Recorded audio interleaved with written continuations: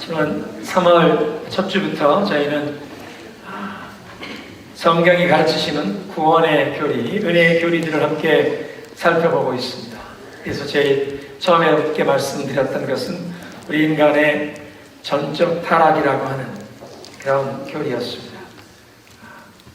사람들이 부모님들께, 우리 조상들께 물려받는 것이 많은데요. 우리 한국 사람들 이 넓적한 얼굴에 쫙 찢어지는 나들,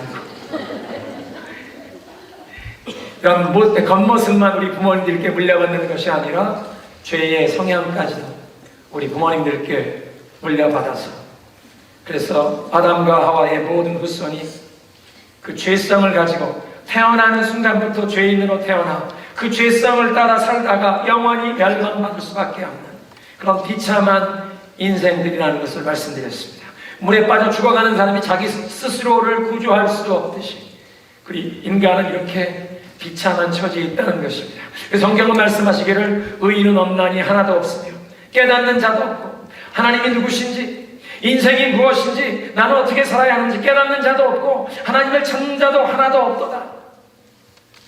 그래서 이렇게 타락한 인간에게는 거부할 수 없는, 저항할 수 없는 하나님의 은혜가 임하지 않으면 우리가 하나님을 찾지도 않고 하나님을 믿을 수도 없다는 것입니다. 그래서 이 두 번째 진리를 불가항력적인 은혜라, 우리가 저항할 수 없는 그 하나님의 은혜가 우리에게 임한다는 것입니다. 예수님께서 말씀하시기를 아버지께서 이끌어 주시지 아니하시면 나에게 올 수 있는 사람이 아무도 없다고 말씀하십니다. 죄와 허물로 죽어있던 우리를 살려주시는 그 하나님의 이 불가항력적인 은혜가 임하면 그 죄에 잠든 영혼이 깨어나고 복음을 들을 때 우리가 반응을 할 수 있게 되고, 그래서 이제 예수님을 믿게 된다는 것입니다. 우리가 전도를 해보면 어떤 사람들은 전혀 관심이 없고 그냥 거부하는 사람들이 있는데, 어떤 사람에게 예수를 믿으십시오, 예수를 믿고 죄 사함을 받고 이 하나님의 자녀가 되는 이 복을 누리라는 이 메시지를 전할 때 관심을 보이는 사람이 있습니다. 이 전도를 받아들인다는 자체가 이미 그들의 마음에 불가항력적인 하나님의 은혜가 임한 것인 줄로 믿으시기 바랍니다. 그래서 이것을 효과적인 부르심이라고 하는데요, 죄에 잠든 영혼이 복음을 들을 때 그 마음을 감화하셔서 이 복음을 믿게 하시는 그 성령의 감화, 그 마음을 움직여 주신다는 그 역사입니다. 사실 복음이 온 땅에 선포될 때에는 모든 사람에게 주어지는 일반적인 초청입니다. 예수를 믿고 죄사함 받고 하나님의 자녀가 되라는 축복의 초청이 모든 사람에게 주어지지만, 그러나 그 복음을 들을 때 믿게 되는 사람들은 이 마음속에 이 성령의 감화를 경험해야 그 복음을 믿게 된다는 것입니다. 그래서 우리의 마음을 감화하시는 성령의 역사, 우리의 내적인 부르심, 효과적인 부르심이라고 합니다.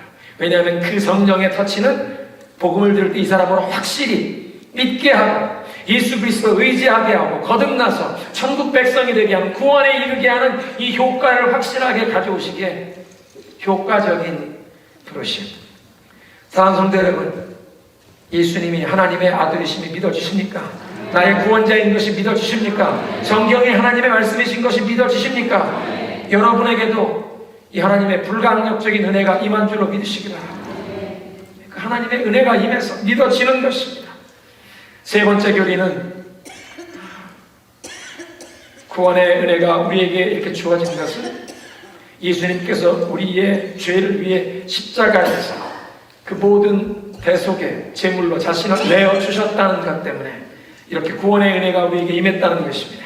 고난주간에 우리가 함께 묵상했던 말씀인데요, 십자가상에서 예수님께서 우리가 받아야 할 그 모든 죄의 형벌과 저주를 다 받으시고 하나님께 버림을 받으셨다는 것입니다. 근데 중요한 사실은 예수님께서 그 십자가에서 고난 당하실 때 저와 여러분을 생각하시면서 그 고난을 당하셨다는 것입니다.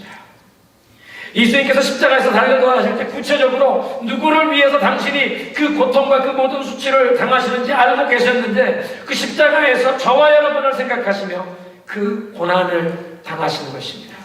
우리가 어떻게 그것을 알 수 있습니까?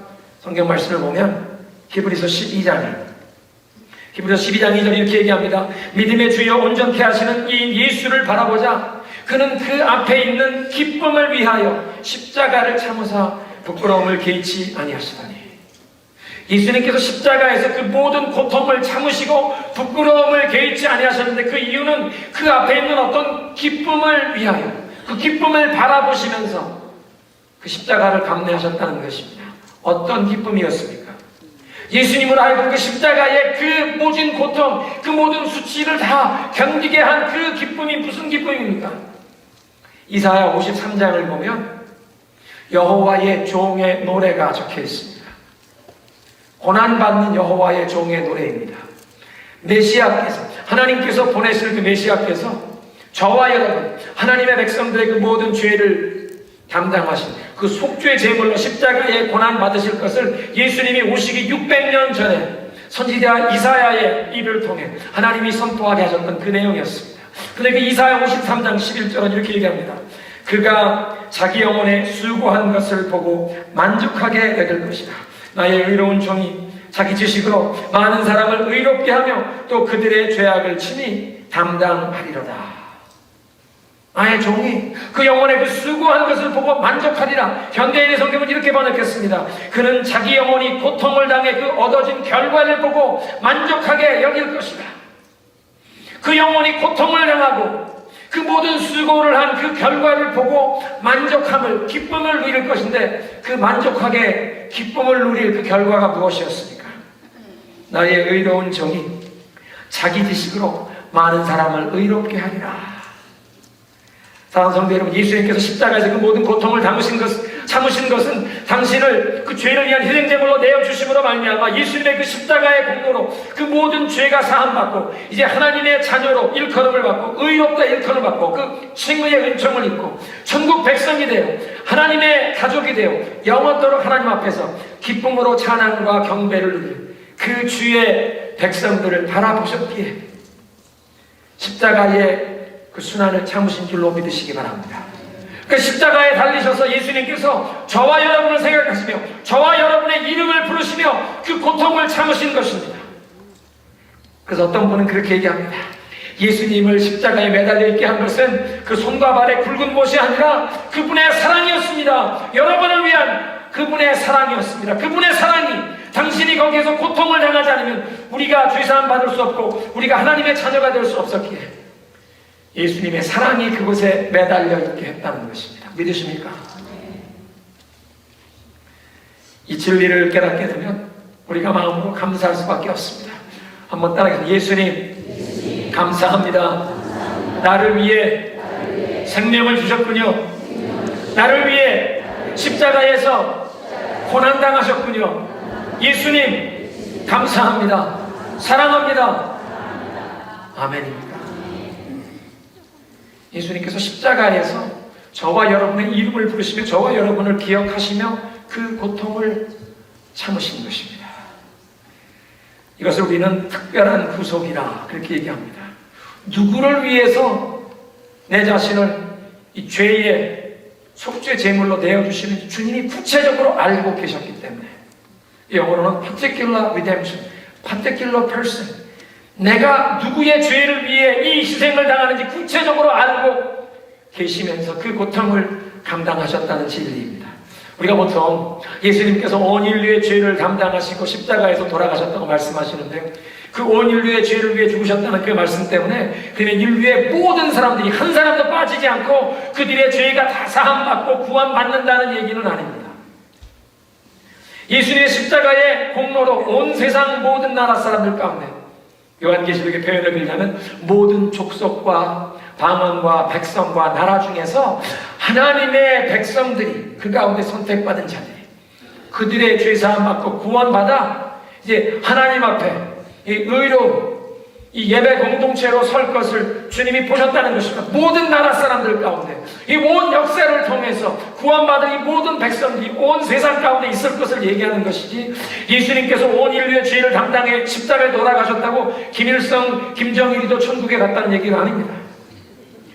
수천 명의 사람들을 죽이면 너도 바로 천당에 간다는 이 자살 테러를 주도한 오사마 빈 라덴 같은 사람도 예수님의 십자가의 공로로 지금 천당에 가 있다는 그런 얘기를 하실 수가 없습니다.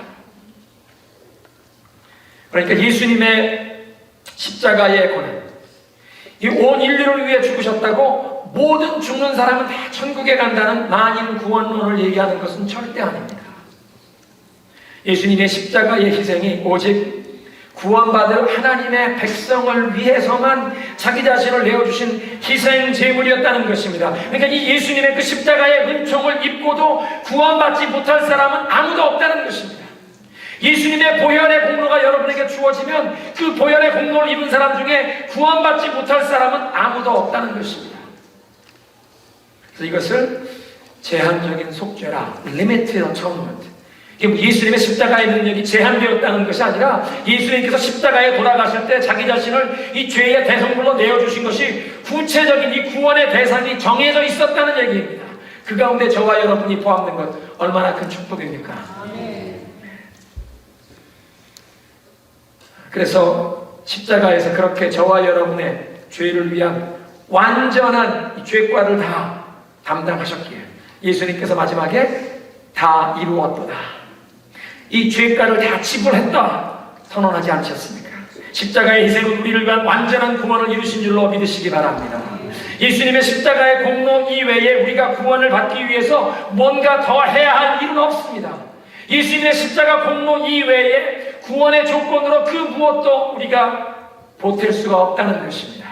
그런가 하면 십자가에 이루신 그 구원의 완전성을 흔들 수 있는 그 아무것도 세상에 없습니다.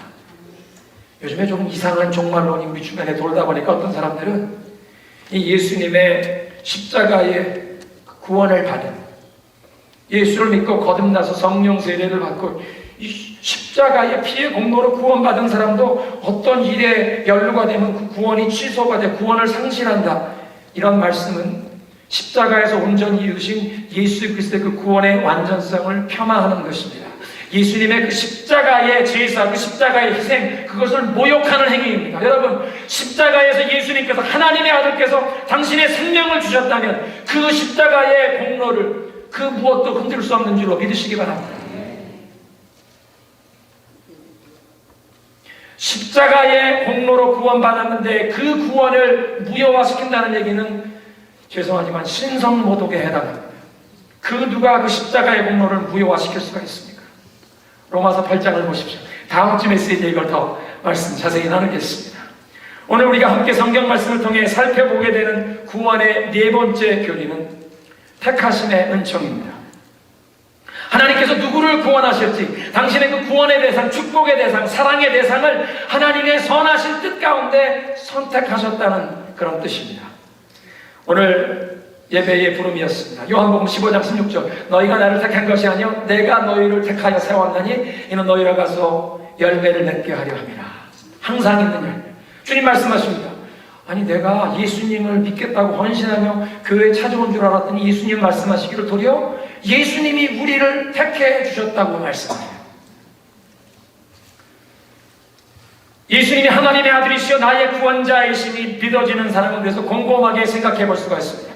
내가 어떻게 예수님을 믿게 되었나? 내가 어떻게 교회에 출석하게 되고 믿음이 생기게 되어 예수님을 믿게 되었나? 곰곰이 생각해 보면 하나님의 은혜가 나에게 임했구나, 하나님께서 은혜로 나를 찾아오셨구나 하는 것을 깨닫게 되는 것입니다.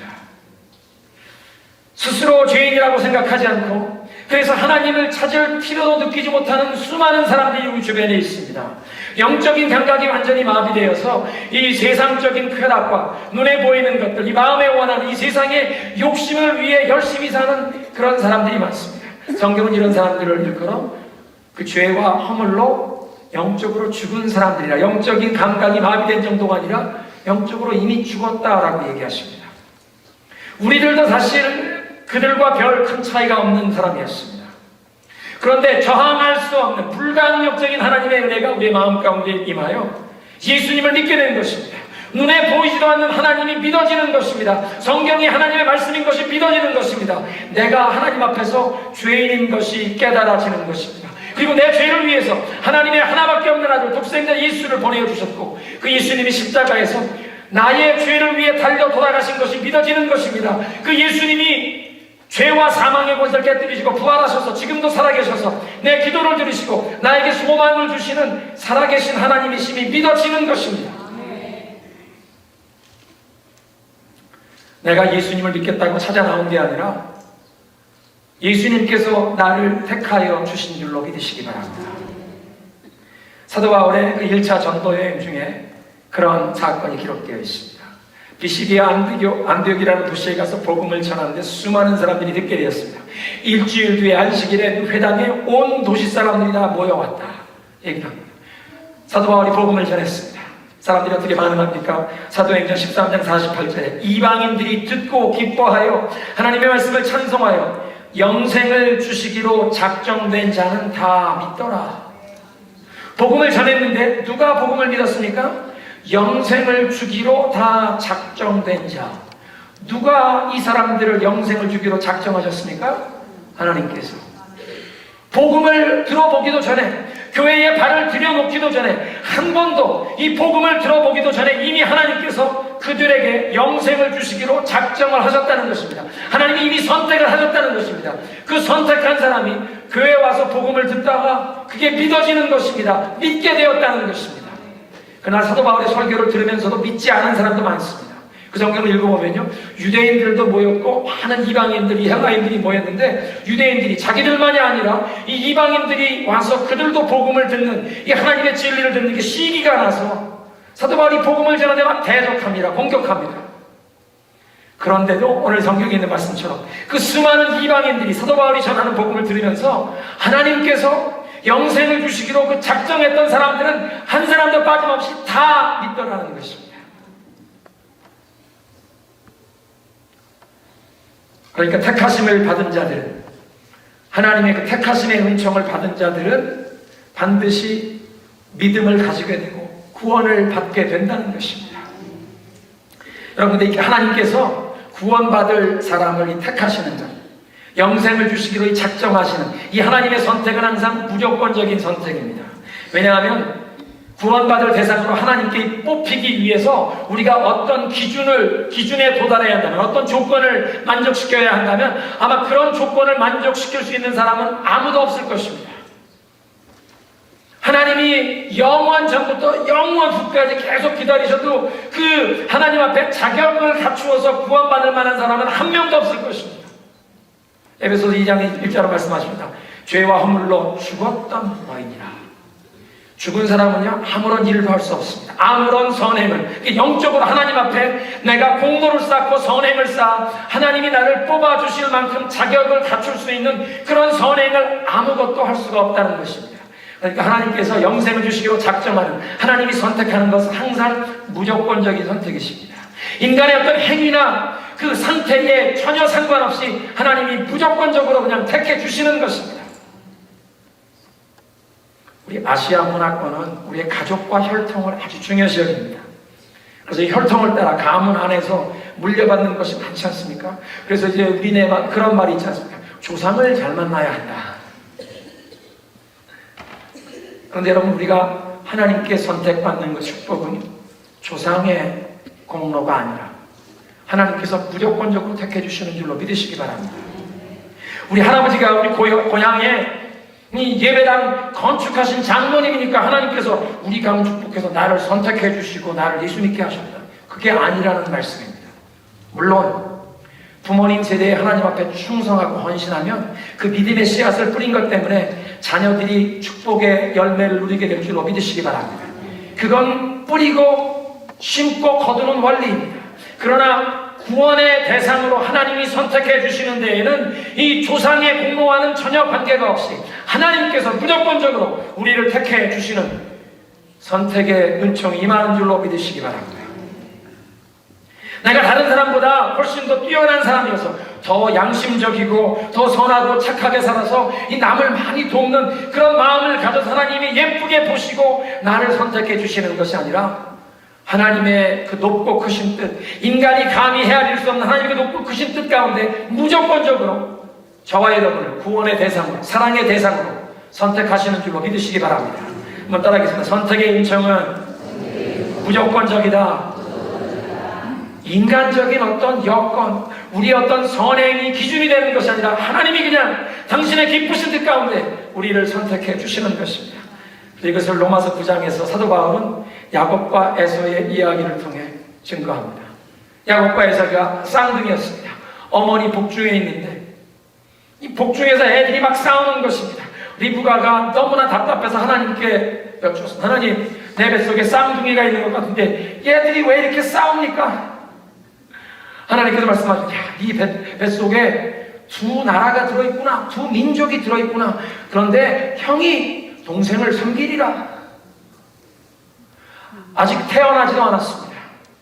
선악간에 아무런 행위도 한 것이 없습니다. 공로를 쌓은 것도 없는데 하나님께서 무조건적으로 선택하셔서 이 뱃속에 있는 쌍둥이 가운데 동생 야곱을 택하십니다. 로마서 9장에 말씀하십니다. 내가 야곱은 사랑하였고 에서는 싫어하였느니라. 야곱은 하나님께서 택하셔서 축복의 대상으로, 구원의 대상으로 택하시는데 그 쌍둥이 형 에서는 택하시지 않는다는 것입니다. 왜 그렇게 하셨습니까? 왜 그렇게 하신지는 모르겠습니다. 하나님의 기뻐하시는 뜻 가운데 그렇게 하셨습니다. 그런데 그렇게 아무런 인간적인 조건을 따지지 않고 선택하신 하나님께서 저와 여러분을 택해 주셨다면 그것은 우리가 감사해야 할 줄로 믿습니다. 우리 성경은요, 그래서 에베소 1장 4절에 하나님께서 저와 여러분을 택하시는 것이 어머니 뱃속에 태어나기 전부터 그 정도만이 아니라 온 땅과 하늘이 창조도 되기 전에 우리를 택해 주셨다 말씀하세요. 에베소 1장 4절입니다. 곧 창세 전에 그리스도 안에서 우리를 택하사 우리로 사랑 안에서 그 앞에 거룩하고 흠이 없게 하시려고 그 기쁘신 뜻대로 우리를 예정하사 예수 그리스도로 말미암아 자기의 아들 딸이 되게 하셨느니라. 온 세상이 창조되기도 전에 하나님께서 이미 저와 여러분의 이름을 부르신 줄로 믿습니다. 그래서 예수님께서 십자가에 달려 돌아가실 때 저와 여러분의 이름을 기억하시고 저와 여러분을 생각하며 그 고통을 당하셨다는 것입니다. 여러분, 이런 택하심의 은총을 깨닫는 자가 우리 인생에 누리는 유익이 여러 가지 있는데 두 가지만 오늘 말씀드리겠습니다. 첫째는 겸손과 감사입니다. 교회에 다니지 않는 우리 불신자들의 눈에 교회 다니는 사람들이 기독교인들의 모습 가운데 제일 눈에 거슬리는 것이 위선과 교만입니다. 세상의 비판적인 사람들 생각에는 이 교회 다니는 사람들은, 그리스도인들은, 우리들은 우리 자신이 다 거룩한 사람, 우리는 거룩한 사람이고 교회 다니지 않는 우리 주위에 있는 사람들은 다 죄인이라고 우리가 판단하고 정죄한다고 생각하는 것입니다. 저는 그렇지 않다고 생각합니다. 근데 만에 하나라도 혹 우리의 마음속에 내가 믿음이 있고 내가 하나님을 알고 내가 신앙생활하는 것 때문에 그렇지 않은 사람들을 조금이라도 우리가 판단하고 정죄하는 그런 교만이 있었다면 회개해야 할 줄 압니다. 여러분, 우리가 이 선택의 은총을 깨닫게 되면, 이 무조건적으로 하나님께서 우리를 택해 주셨다는 이 진리를 깨닫게 되면 우리는 누구 앞에서도 교만할 수 없습니다. 왜냐하면 우리가 선함 때문에, 우리가 다른 사람들보다 더 뛰어나서 더 도덕적인, 영적인 어떤 깨끗함 때문에 하나님이 우리를 택해 주신 것이 아니라 하나님께서 무조건적으로 세상의 그 수많은 사람 가운데 우리를 택하시고 우리의 마음에 그 불가항력적인 성령의 감화, 그 은혜가 임하여 예수님을 믿게 하시고, 그래서 우리가 지금 신앙을 가지고 있다면 우리는 누구 앞에서 우리 자신을 내세우거나 우리가 믿음이 있는 것 때문에 교만한 자세로 다른 사람을 판단하고 정죄하는 것이 아니라 도리어 반대로 겸손한 마음으로 나와 같이 연약하고 부족한 사람을 택해 주시고 나에게도 믿음을 주신 하나님께 그저 감사 찬양하며 영원한 감사 찬양을 불러야 할 줄로 믿으시기 바랍니다. 여러분, 그런 얘기 들어보셨습니까? Ground is level at the foot of the cross. 십자가 밑에 가면 차별이 없습니다. 십자가 아래에 가면 모두 다 무자격자라는 것입니다. 십자가 아래 서면 우리가 세상에서 다른 사람들을 볼 때 저거는 훌륭하다, 존경할 만한 사람, 저 사람, 나는 그래도 저 사람보다 내가 좀 더 괜찮은 사람인 것 같은데, 서로 비교할 땐 그렇게 생각하지만 도토리 키재기입니다.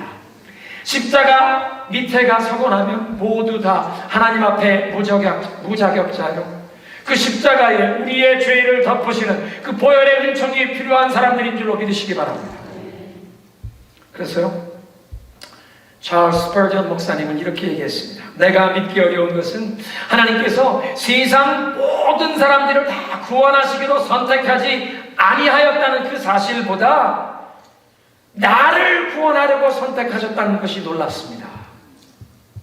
나같이 허물 많고 죄 많은 사람을 하나님이 구원하시겠다고 선택하신 것, 그것이 나는 놀랍습니다. 여러분, 이것은 스펄전 목사님의 고백만이 아니라 저와 여러분의 고백이 되어야 할 줄로 압니다. 왜냐하면 우리 모두 내 자신이 어떻게 살아왔는지, 내가 어떤 사람인지 다른 사람보다 더 잘 알지 않습니까? 겉으로는 아무리 그럴듯해 보여도 하나님과 나만 알고 있는 내 마음속에 이 모든 추악함, 부끄러움, 이 모든 이 죄를, 그 모든 허물과 연약함을 우리는 알고 있지 않습니까? 그래서 이렇게 진실되게 우리 자신을 살펴보면 내 마음속에 이런 부끄러움, 이런 수치스러움, 이런 더러운 죄가 있고, 이런 욕심이 있고, 이런 거짓된 것이 있고, 이런 교만한, 이런 시기, 질투, 미움, 이 모든 것이 있음에도 불구하고 하나님이 나 같은 사람을 택하여 주셨다니. 세상에 그렇게 택할 사람이 많은데 나 같은 사람을 택하여 주셨다니. 우리의 마음속에 도리어 감격, 감사가 넘쳐날 줄로 믿습니다. 무조건적으로 하나님이 우리 선택해 주신 것을 깨닫게 되면 우리 마음속에 그 감사, 감격 가운데 겸손함으로 영원한 찬양을 부를 수밖에 없습니다. 두 번째로, 무조건 하나님이 우리 선택해 주신 이 진리를 깨닫게 될 때 우리는 확실한 정체성을 가지게 됩니다. 내가 예수님께 속한 천국 백성이라는 이 소속감이 확실해지는 것입니다. 성도의 이 확실한 소속감, 신분의식을 가지게 된다는 것입니다. 내가 이 의로운 행실 때문이 아니라, 나의 어떤 선행 때문에 하나님의 백성으로 뽑힌 것이 아니라, 아직 죄인 되었을 때에 하나님께서 나를 무조건적으로 선택해 주셨구나. 그래서 내가 하나님의 자녀가 되었기에 이제는 어떤 상황을 만나는, 아니면 우리의 연약함 때문에 어떤 죄나 실수에 빠질지라도 하나님께서 나를 버리실 것이 아니라 나를 무조건적으로 택하신 하나님이 영원히 나를 붙들어 주실 것이구나. 나는 영원히 하나님께 속한 하나님의 자녀라는 이 성도의 확실한 신분의식을 가지게 됩니다. 여러분, 우리 자신의 행위에 따라서, 나의 삶의 모습에 따라서 내가 하나님의 자녀라는 그 정체성의 근거를 삼으면 이 성도의 신분의식, 이 정체성이 흔들리기가 쉽습니다. 왜냐하면 내가 스스로 경건하게 산다고 생각할 때는 하나님이 내 기도에 귀 기울이시는 것 같고, 내가 부르면 곧 응답하실 것 같고, 내가 정말 하나님의 사랑받는 자녀라고 느끼다가 유혹에 넘어지고 죄에 넘어지면 영적인 패배감에 사로잡히고, 영적인 패배감에 사로잡히는 정도가 아니라 내가 정말 그리스도인가, 내가 정말 하나님의 자녀인가, 내 신앙, 내 믿음 그 자체까지도 의심하게 되는 그런 일에 빠지기 쉽습니다. 그러니까 정체성에 이 흔들리는 사람은 내가 죄와 유혹에 넘어질 때 하나님과 거리감을 느끼면서 하나님께로 멀어집니다. 영적인 일을 멀리하게 됩니다. 영적으로 시들어가게 됩니다.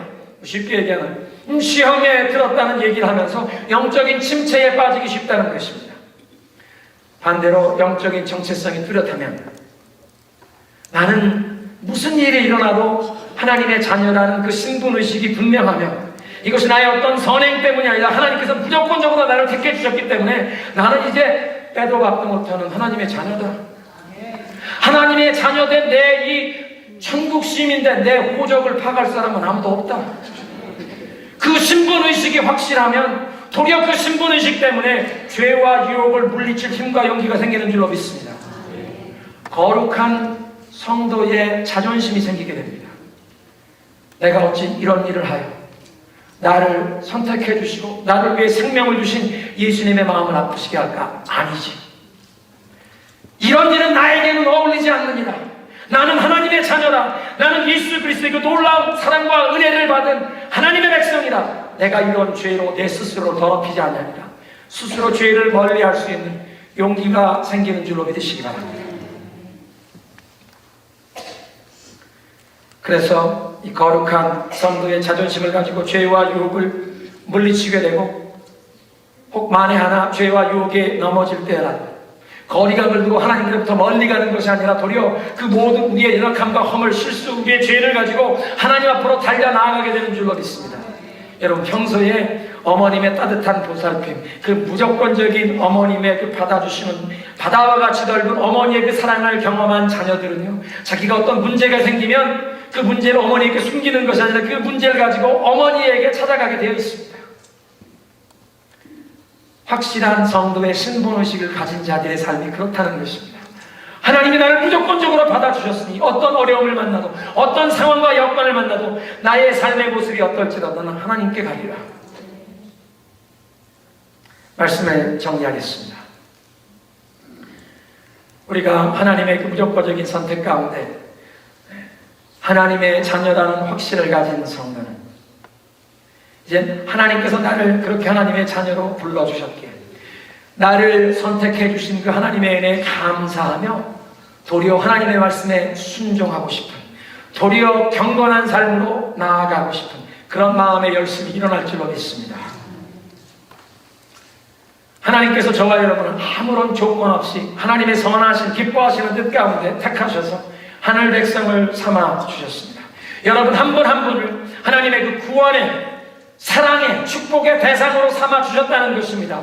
온 세계가 창조되기도 전에 하나님께서 여러분의 이름을 불러주셨습니다. 그래서 예수님께서 십자가에서 그 고난당하실 때 저와 여러분을 기억하시며 여러분의 이름을 불러가시며 그 십자가의 고난을 참으신 것입니다. 그렇게 여러분을 선택하셨기에 예수님께서 절대 여러분을 포기하지 않으실 줄로 믿으시기 바랍니다. 그렇게 하나님이 나를 선택하셨고 성령께서 내 마음을 감화하셔서 예수님을 믿게 하셨기에 내가 다른 사람을 대할 때 조금 더 교만한 그런 자세로 다른 사람을 판단하거나 정죄할 수 없습니다.